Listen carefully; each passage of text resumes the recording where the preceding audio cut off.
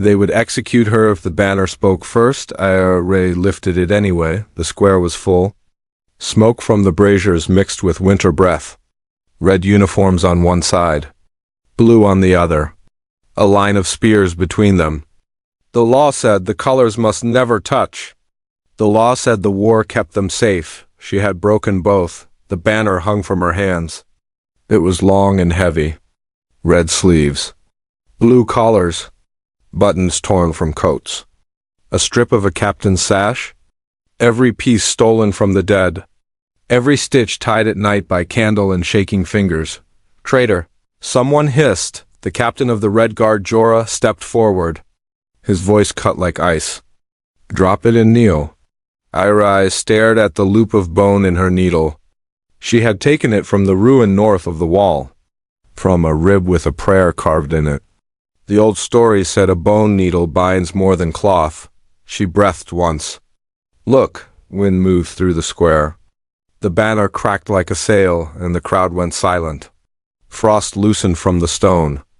Ira felt the warmth rise through her palms, a soft heat, like a hidden fire waking up. Then the cloth whispered, clear as a mouth at her ear. We're warmer together. The sound rolled over the stones. Redheads turned. Blue hands tightened on spears. Jorah froze.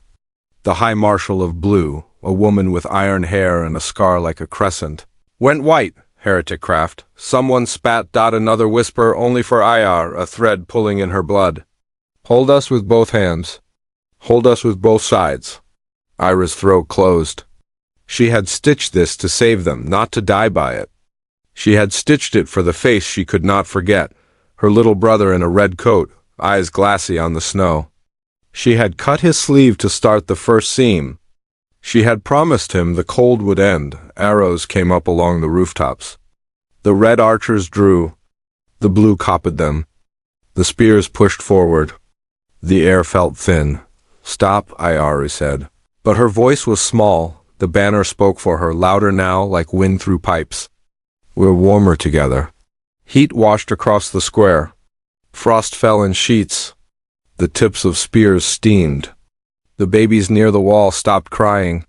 For one breath, even the soldiers wanted to listen to that heat. It was the feeling of a hearth after a march. The feeling of blankets after rain. Heads dipped. Shoulders eased. The High Marshal's scar moved when she spoke. Kill her before it spreads. Jorah raised his hand. Ayar ran. She ran with the banner trailing behind like a comet tail. An arrow streaked down. The cloth snapped and swallowed it whole. The arrow vanished into the seams as if the banner had a throat. Gasps followed her. She reached the center of the square where the old fountain lay dry. She turned, panting. No one has to freeze. Put your hands here. Both of you, now. Jorah stared at the blue patches in the cloth like they were poison. It's a trap. That's the point, Iari said, and she surprised herself. Her voice came from the heat. Let it trap us in a better way. The marshal laughed once. You think a rag can end a century? Girl, your dead would spit on you. The banner pulled at her wrists, hungry. It tugged her toward the line of spears. Toward Jorah, toward the marshal. The seams hummed. Ira felt something under the weave, a beat not hers, a heartbeat. She closed her eyes. Talon? The name fell out. Her brother's name shadowed the square. She hadn't spoken it in months. The band around her chest broke. A new voice rose in the cloth. A boy's voice, older now. Scared and brave. We're cold, Ayar. Her knees went weak. You're in there? Not only me, the banner said with many mouths beneath one breath. Red-blue, names sewn in secret. We dream together. We burn alone, choose.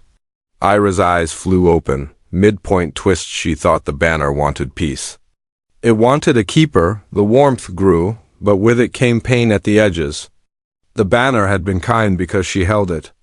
Without a keeper, it would feed? The seams wanted a life for a life. That was the hidden rule in the old prayer carved on the needle. One blood binds. One blood pays. Choose who holds us, the voices whispered. Or we drink the crowd.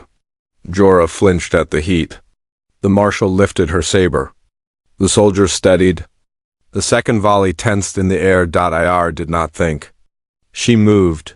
She sprinted straight at Jorah, the man who had ordered Red Boys to charge when the river looked safe and was not. The man who had sent her brother to the ice. She leaped. The banner unfurled like a storm and wrapped his arm. He swore, shocked at the heat. Then she spun with him, dragged by the seam pole, and slammed into the marshal. Cloth wrapped her sword hand. The three of them locked together, tangled in red and blue. Together, Ir panted. Now, the banner screamed, but it wasn't pain. It was an old gate opening. Heat surged like sunrise. Snow puddled in seconds.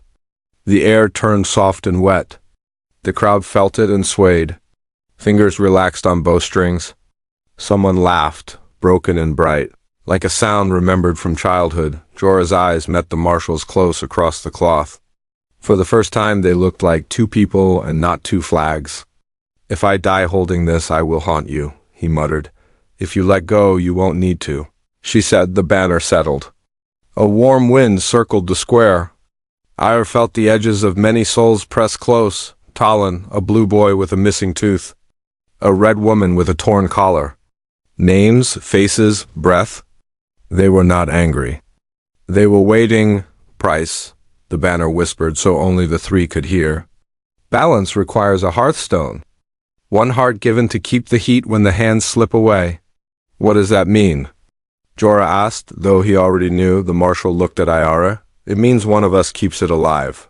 Forever. Ira's palms burned. Not from heat. From choice. She began. A horn cut her voice in half. From the north gate a new banner entered the square. Black cloth. No color, no crest. It moved without wind. People fell to their knees without knowing why. A figure walked beneath it, masked, hooded. The black banner didn't whisper. It hissed. Warmth is betrayal, it said. And the voice slithered through the warmth like a knife through butter. The puddles skinned over with ice. The wind died. The souls in the cloth pulled tight in fear, Jorah swore. The marshal lifted her chin.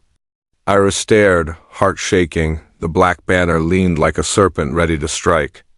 Unmix your dead, it said. Or I cut their names out, one by one. The warmth flickered.